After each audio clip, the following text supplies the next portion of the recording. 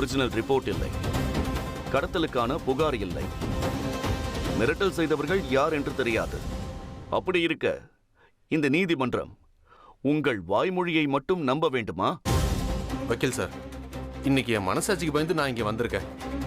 நான் கையெழுத்து போட்ட ஒரிஜினல் அட்டாப்சி ரிப்போர்ட் டிஸ்போஸ் ஆயிட்டு தான் இது வரைக்கும் நான் நினைச்சுக்கிட்டு இருந்தேன். ஆனா அதுதான் வெற்றி கையில கிடைச்சிருக்கு. இந்த 10 வருஷமா ஒவ்வொரு நாளும் நான் ஒரு நிரபராதியான பொண்ணோட தண்டனைக்கு காரணமாயிட்டேங்கிற குற்ற உணர்ச்சியே என்ன அணுவணுவா கொண்டுகிட்டு தான் இருந்தது. பார்வதி கத்தி குத்தால இறந்து போகல. பார்வதியை கத்தியால குத்துனதுக்கு அரை மணி நேரத்துக்கு முன்னாடியே அவங்க இறந்துட்டாங்க.